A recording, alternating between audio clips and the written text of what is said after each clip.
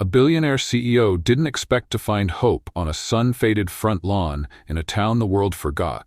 But then again, William Bennett hadn't expected a lot of things lately. The gravel hissed beneath the tires of his black SUV as it rolled down the sleepy stretch of Maple Street. The houses were close together, paint peeling, porches cluttered with old chairs and wind chimes that hadn't danced in years. The kind of place where dreams either hardened into grit or crumbled into dust. Bennett didn't belong here. His suits cost more than the average mortgage in this neighborhood, and the air inside his car was filtered, perfumed, precise, just like his life. He was halfway through an unscheduled detour, on his way to a regional board meeting for one of his logistics subsidiaries. The GPS had glitched. He was irritated. And then he saw it, a child, small, thin, a yellow baseball cap pulled low. He was sitting behind a crooked wooden table set up at the edge of an overgrown yard. On the table, a plastic pitcher, a stack of mismatched cups, and a cardboard sign written in big, uneven letters with a thick red marker. "Lemonade to save my life, 50 cents. Bennett's driver didn't slow down, but the CEO leaned forward, one brow lifted, something strange flickering behind his usually unreadable eyes. "Pull over," Bennett said. The driver glanced back. "Sir?" "I said pull over." The SUV rolled to a stop with a crunch. Bennett got out. The heat slapped him the moment he stepped onto the pavement. Early August. Dry, brutal. The kind of heat that made skin crack and patience vanish. But the boy was still sitting there, elbows on the table, a hopeful smile stretched across a face too pale for comfort. "Hot day," Bennett said, approaching slowly. The boy nodded. "Best for business." Bennett looked at the setup. The lemonade was the color of weak tea, probably warm. The cups were paper, some dented, no umbrella, no shade. And the boy's sign? "Tell me about this," Bennett said, tapping the sign gently. The boy straightened like he was used to explaining. "I'm Tommy," he said. "I'm 10. I've got leukemia. My mom says the hospital wants money we don't got, so I'm helping." Bennett didn't say anything at first, just stared.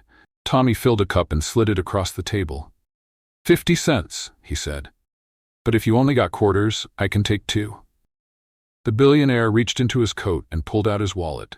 He paused, then peeled off a $100 bill. Crisp, clean. Tommy blinked. "I don't got change for that." "It's not for change," Bennett said. "It's for the lemonade." Tommy looked at the bill like it was made of lightning. "You serious? I don't joke about lemonade." The boy grinned. "Then this one's extra cold. I made it special this morning." The lemonade was warm, weak, and it might have had a speck of grass floating in it. But William Bennett drank every drop. Then he asked, "How much have you made so far?" Tommy tilted a shoebox toward him. Loose coins, a few crumpled bills, maybe $20 total. "It's not enough yet," Tommy said. "But I think people like the idea, and it helps, makes my mom smile again sometimes." Bennett looked across the yard. A small, crooked house, paint peeling, a screen door hanging from one hinge. Where is she now? Working. Always is. And just like that, the clock in Bennett's chest ticked a little differently. Back in the SUV, the driver tried not to comment. "You okay, sir?" Bennett didn't answer right away. He was looking out the window, watching the boys serve an elderly couple who'd stopped on their walk. He finally said, "You know I had a son once." The driver hesitated. "I didn't, sir." Bennett nodded slowly. He was about that kid's age. Loved mango ice pops. Hated math. Wanted to be an astronaut. He died in his sleep. Heart condition. One of those things the doctors call rare, just so they don't have to explain why they missed it. The driver said nothing. "Don't tell anyone I told you," Bennett added, and then they drove on. Tommy Carter had never seen a $100 bill before, not in real life. He held it in both hands like it might float away. When his mom, Emily, got home that night, her face lined with exhaustion, fast food uniform stuck to her like a second skin, he ran to her with the bill crumpled in his fist. "A man gave me this," he said. "He said he liked my lemonade." She froze, keys still dangling from her fingers. "What man?" "He had a shiny car and shiny shoes, and he smiled weird, but I think he was nice." She kneeled, heart hammering. "Tommy, baby, you can't talk to strangers like that. You know the rules." "But he wasn't bad," Tommy said. "He gave me money. He said he used to have a kid." Her face softened just a little. "Still, it's dangerous out there, sweetie. I was careful, I promise." She didn't have the strength to fight him further. Not tonight. Not after a 12-hour shift. She glanced at the lemonade sign and felt her throat close up. Lemonade to save my life. He had written it without asking, without telling her. Just did it, like it was the most natural thing in the world. Her eyes welled. "I'm sorry, Mama," he whispered. "I just want to help." She wrapped him in her arms and cried. Not because he was wrong, but because he was right. And he shouldn't have had to be. The next day, Bennett canceled his morning meetings. He didn't tell anyone why, didn't even offer an excuse. Just had the driver take him back to Maple Street. Tommy was there. Same spot, same smile, this time with a little umbrella taped to a yardstick for shade. He waved. "You came back?" "I had a craving," Bennett said, sitting on the splintered bench nearby. This time they talked longer. About space, about how hospital rooms smell funny, about why lemonade tastes best when it's hot out. "You're weird," Tommy said. "You have no idea," Bennett replied. Before he left, Bennett tucked a small envelope into Tommy's shoebox. Inside, $100 bills and a handwritten note. "Keep pouring, you're already saving lives." And thus began the quiet miracle that no one saw coming. Day after day, Bennett returned. Sometimes he brought other men in suits, sometimes he just sat. One time, he helped set up the sign after a gust of wind knocked it over. The neighbors noticed. Then the town. Then the local paper ran a photo. Billionaire CEO buys lemonade from 10-year-old raising money for chemo. And things began to change. A billionaire CEO isn't supposed to show up twice. People like William Bennett don't repeat moments. They collect them like coins, press them between the pages of their schedules, and move on. One handshake, one smile, one Instagram post if the PR team thinks it's worth the press. That's it. But not this time. The black SUV came rolling down Maple Street again the next morning. Windows dark, wheels silent on the pavement. It pulled up to the curb, same spot as yesterday, and just like that, the man who built empires stepped out, loosened his tie, and walked toward a lemonade stand held together with duct tape and willpower. Tommy spotted him immediately. "You came back." The boy grinned, setting down his pencil mid-doodle. He'd been working on a drawing of a spaceship shaped like a lemon. "I thought rich people only showed up once." "Most do," Bennett replied with a shrug. "Guess I'm broken." "You're what?" Bennett gave him a rare, crinkled smile. "Never mind. Got any of the special stuff today?" Tommy turned serious. "Extra cold this time. Mom let me use the fancy freezer for the ice. Can't say no to that." As Tommy poured, Bennett leaned on the table, surveying the sign again. Same words, same red marker. "Lemonade to save my life. 50 cents. It still hit him like a punch to the gut. "You ever think of raising the price?" he asked, accepting the cup. Tommy shook his head. "I want everyone to afford it. Some people only got change. You could offer deluxe options, lemonade with a cookie, lemonade with a joke." "That's a good idea," Tommy said, squinting up at him. "You always this smart?" "Only on days that end in Y." The joke landed. Tommy laughed hard enough to spill lemonade on his shirt. Bennett handed him a napkin from his suit pocket, monogrammed because of course it was. As the boy wiped at the stain, a breeze ruffled the cardboard sign. Bennett reached out instinctively, pressing the corner down before it could fly off. "You ever think about quitting?" he asked quietly. Tommy looked up, serious now. "Sometimes. But then I think, if I stop, who's going to help Mama?" Bennett didn't answer. He just sipped his drink. Back in his penthouse that night, Bennett stood by the floor-to-ceiling windows, staring out over the skyline. Everything below glittered like a galaxy trapped in concrete. He had it all: money, stock, seats at every table. But what stuck in his mind wasn't any of that. It was a boy in a yellow cap grinning behind a crooked lemonade stand. And so the next day he came again. This time, with 2 guests. The driver parked. Bennett exited. Behind him, 2 sharply dressed men followed, clearly out of place in this sleepy neighborhood. Tommy looked up from his sketch pad. "Whoa, you brought back up." "They're harmless," Bennett said. "This is James, my head of communications, and that's Victor, my attorney. I told them about your lemonade."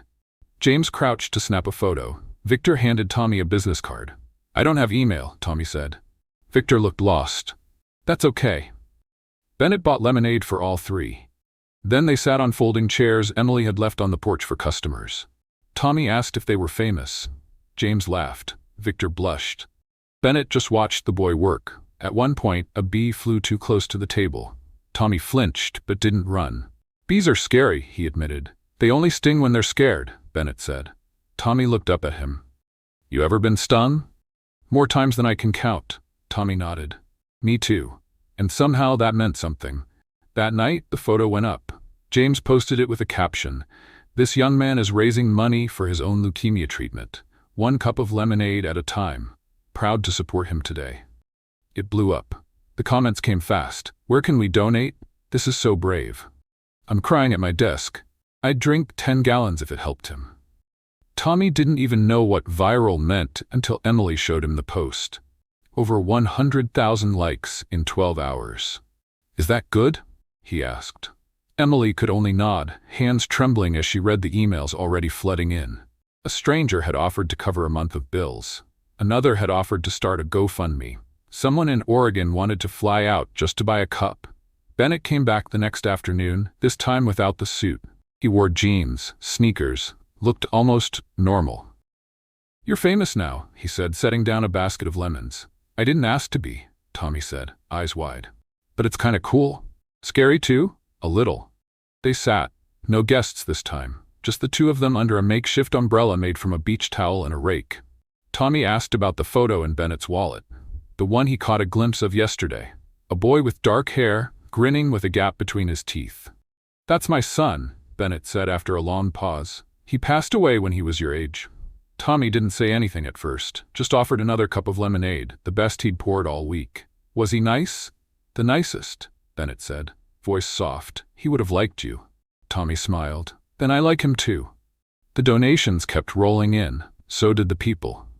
One morning, a line formed down the block. Cars pulled up from 3 towns over. News vans parked by the curb.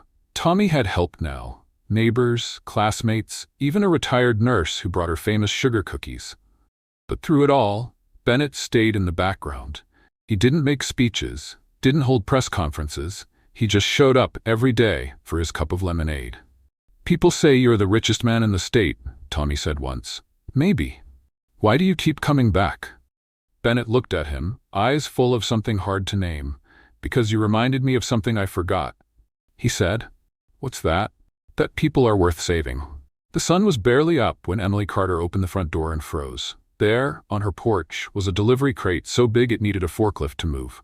On the sides, stamped in bold black letters, handle with care, fragile, perishable. On top, a note in neat handwriting, for Tommy, from someone who believes in extra lemons. WB inside? Lemons. Hundreds of them. Fresh, bright, perfect, and nestled on top, a brand new juicer, still in its box.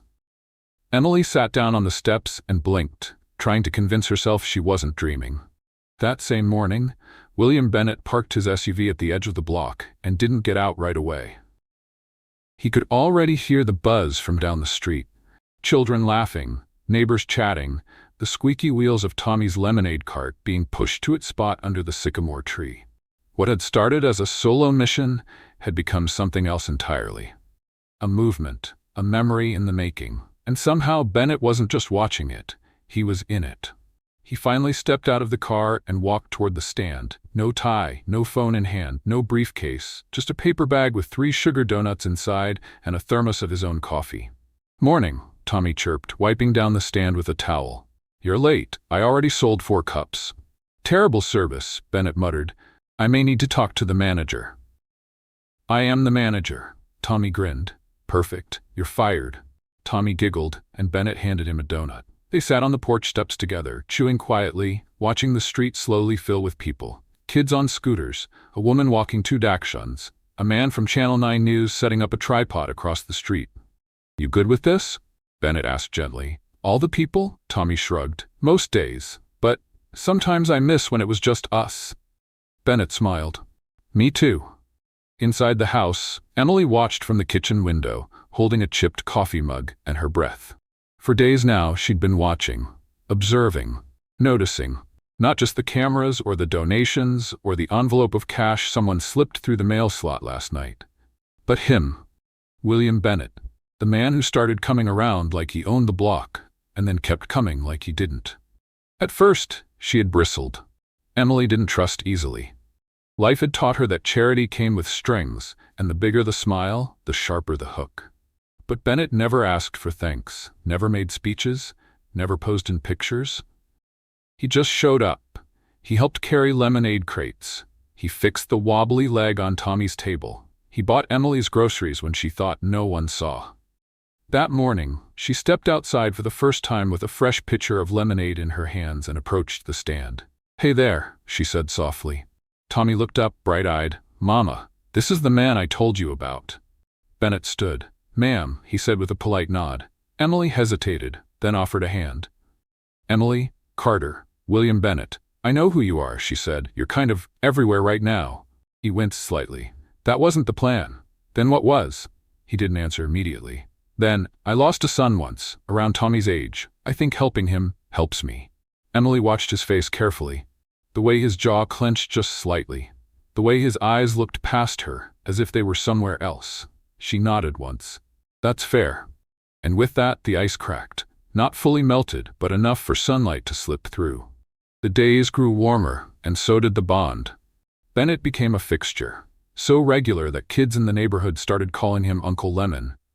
He never corrected them, never stopped them when they ran up with crayon drawings of lemonade trucks and superhero capes. He took phone calls from the porch now, not from glass towers.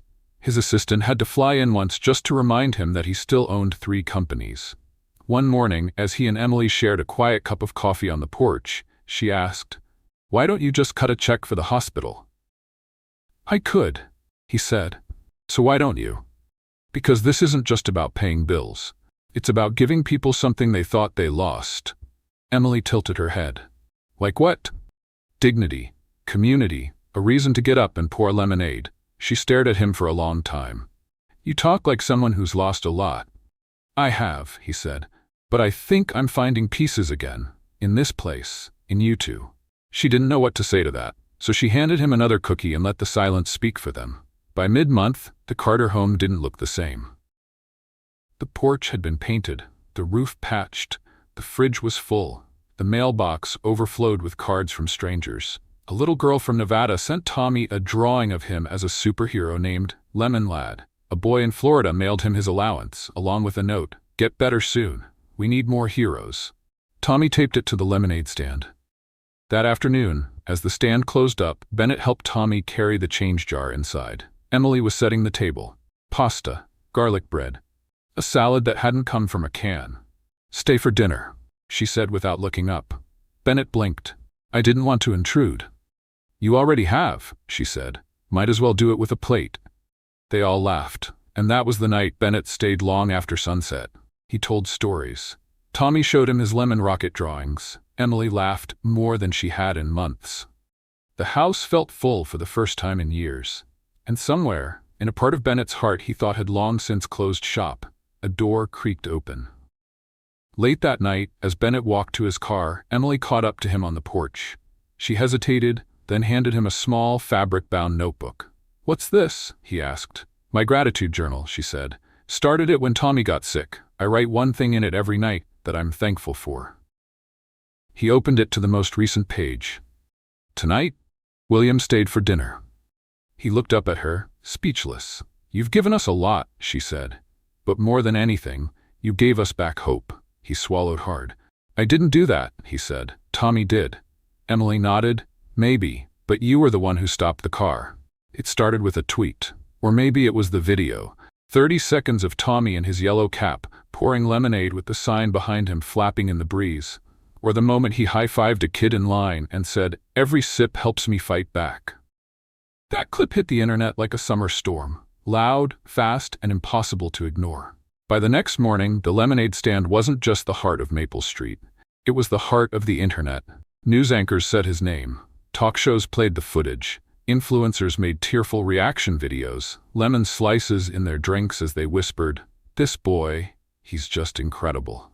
Celebrities tweeted. One wrote, "A kid selling lemonade to survive? I'm donating $50,000. Stay strong, Tommy." Another flew out in a private jet and handed him a check on live television. The front yard became a camera-ready set. Tripods sprouted like weeds. Microphones with fluffy windshields hovered over Tommy's head. Reporters fought for angles like paparazzi chasing royalty. And at the center of it all was a 10-year-old boy holding a paper cup with shaky fingers and smiling too hard for too long. William Bennett saw the signs before anyone else. Tommy started yawning more, blinking in interviews, smiling at people without hearing a word they said. His laughter thinned out, stretched like taffy. When the cameras cut, he slumped behind the lemonade stand, rubbing his temples and whispering, "Just a few more cups." Bennett pulled Emily aside one afternoon, away from the crowd. "He's running low," he said gently. Emily nodded. Her eyes were tired again, the same tired he remembered from their first meeting. "I keep telling them we need a break," she said, "but everyone's so kind, so generous, and Tommy, he wants to help so bad. He thinks if he stops now, it all disappears." "It won't," Bennett said, "but he might." That night, Bennett sat on the back porch with Tommy. No cameras, no visitors, just the two of them and a shared bag of kettle corn. "Do you remember," Bennett asked, "what this whole lemonade thing was for in the beginning?" Tommy thought. "To help Mama, to help me, to fight cancer." "Right," Bennett said. "It was never about the news or the celebrities. It was just about hope." Tommy nodded slowly. "I miss that." "Then maybe it's time to take a break. Let the stand rest." "But people still want to give." "They can. You just don't have to stand there every day. You're not a machine, Tommy. You're a kid, a strong, brave, lemon-powered kid, but a kid all the same." Tommy looked at the moon above the sycamore trees. "Can we still drink lemonade?" "Absolutely." They clinked paper cups and sipped. No cameras caught that moment, which made it even better. The next morning, the lemonade stand was closed. A small sign hung from the front of the table. "Temporarily out of lemons, but still full of love. Thank you." The internet surprisingly didn't riot. Instead, donations continued. Letters poured in.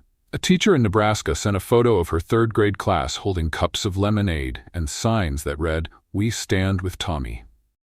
An elderly woman from Idaho crocheted a lemon-shaped blanket and wrote, "For the chillier days ahead, sweetheart." And in the mailroom of the hospital where Tommy had his next treatment, a giant lemon-shaped balloon arrived with a card. "Hang in there, hero. You're making more of a difference than you know." But not everything stayed golden. One evening, after a long week of medical tests and press inquiries, Tommy collapsed at the dinner table. No warning, just a slow tip forward, a soft thump, and Emily's scream splitting the quiet. They rushed to the hospital. Doctor said exhaustion, stress. His body had been fighting too much, for too long, too fast. He needed rest, real rest, quiet, recovery. Emily broke down beside his bed, her hands shaking as she stroked his hair. "I should have said no," she whispered. "Should have shut it all down." Bennett sat beside her, his shoulders tense, his jaw tight. "No," he said softly. "We all wanted to believe he was stronger than the storm, but even the strongest trees bend. What matters now is that we hold him up." Tommy slept for a day and a half. When he woke, the room was dim. The only sound was the beeping of machines and the soft hum of filtered air. Bennett was there, reading a book, not a business manual, a children's book, the spine cracked from use. "Hey," Tommy croaked. Bennett smiled and stood. "You scared us." "I don't like hospitals." "Me either." Tommy stared at the IV in his arm. "Is the stand gone?" "Nope, just sleeping, like you." There was a silence between them, heavy, honest. Then Tommy said, "Can I tell you a secret?" "Of course. I never liked lemonade that much." Bennett blinked, then burst out laughing quietly, careful not to wake the other patients. "You little con artist," he whispered. Tommy grinned. "Don't tell anyone. Your secret's safe with me." The next day, Bennett held a press conference. Not in front of the house, not with flashing cameras or microphones shoved into faces. Just him, standing beside a sign that read, "Lemonade Dreams, a foundation for kids who fight back." He told Tommy's story, not as a headline, but as a human being. He announced that he was starting a nonprofit in Tommy's name, one that would provide financial help for children undergoing treatment, one that would carry on the mission long after the last cup was poured. And then he said something that caught everyone off guard. "I'm stepping away from my company for a while. There are more important things to build than business." Back on Maple Street, Tommy rested on the porch swing, sipping apple juice from a cup. His yellow cap sat on the table beside him, faded now, loved. Emily sat beside him, her hand in his. They watched the sunset turn the clouds into peach-colored mountains, quiet and warm. "Did you mean it?" Tommy asked. "Mean what?" "When I was in the hospital, You said I saved people. Emily kissed the top of his head. Tommy, you reminded the world how to care.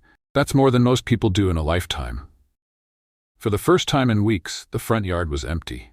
No cameras, no tripods, no lines of cars humming with air conditioning. The lemonade stand was folded and leaned against the porch, its red-lettered sign faded from the sun and flapping lightly in the breeze. On the table, where lemons once piled up like treasure, sat a single mason jar with wildflowers, picked by hand. Tommy Carter sat on the porch swing, legs tucked beneath a blanket, breathing in the quiet like it was something he'd forgotten how to do. It felt good. His body still ached from the hospital stay, like his bones had been replaced with glass, but he was smiling. A small, private kind of smile. The kind that didn't need to be shared on a screen. Inside, Emily stirred a pot of soup. She moved quietly, like the house itself was resting, her hair tied back, her eyes soft with something that hadn't touched her in months. Peace. William Bennett didn't come by that morning, or the next, and Tommy felt it, this absence, like a note missing from a favorite song. He didn't say anything to his mom, but he checked the curb every time a car slowed down. He even practiced a few jokes in his head, just in case.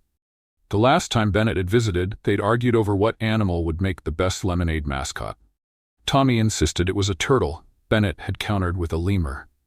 2 days later, Bennett returned. No fanfare, no phone, no driver, just him, walking up the street like he'd lived there all his life. Tommy saw him from the porch and sat up straighter, his grin already forming. You missed soup night, the boy called.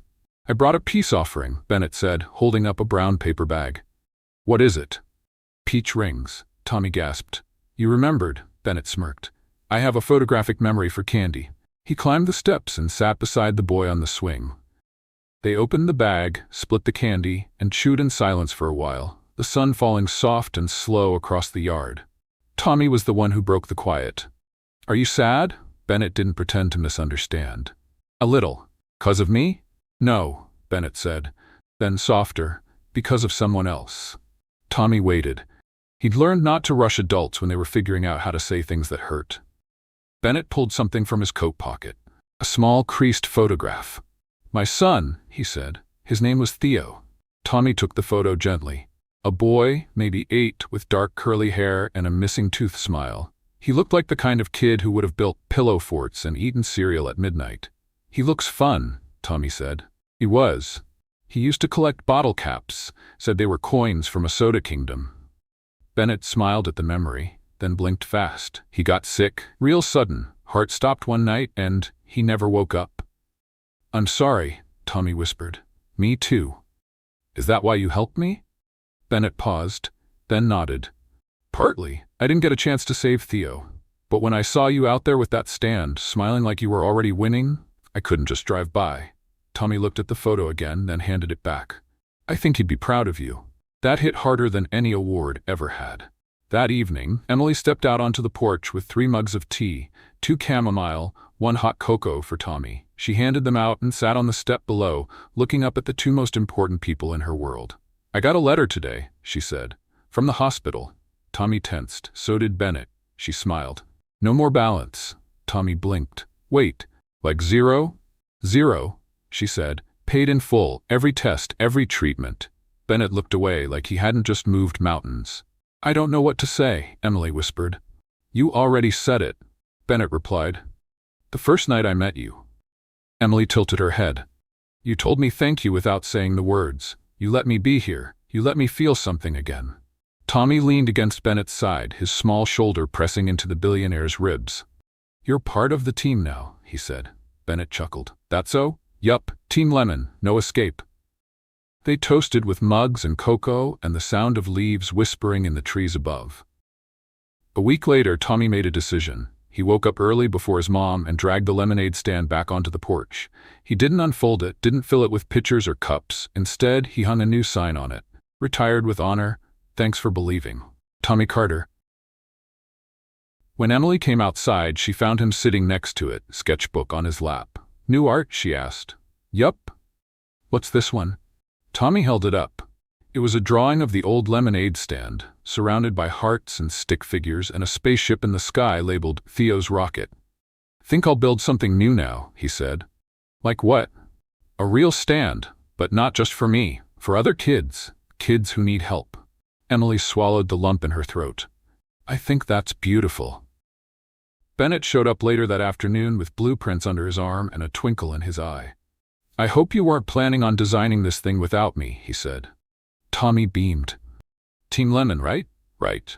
They sat at the kitchen table, Tommy, Bennett, Emily, drawing plans, naming rooms, imagining a place where no kid ever had to fight alone. 12 years later, a new lemonade stand opened on the corner of Maple Street, but it wasn't just any stand. It had a real roof, lemon yellow paint, custom shelves lined with jars of fresh herbs, mint, basil, lavender, and a hand-painted wooden sign carved with care, the Carter House Lemonade Co. Pouring hope, one cup at a time. Out front, a sleek plaque shimmered in the sun, founded in memory of every child who kept going, in honor of the boy who started it all, Tommy Carter, age 10. Tommy stood by that plaque now, taller, stronger, a stethoscope hanging from his neck. Dr. Thomas Carter, age 22, freshly licensed pediatric oncologist, staff badge tucked in his coat pocket, hair a little too long, smile just as crooked as it used to be under his yellow cap. Behind him, a crowd had gathered.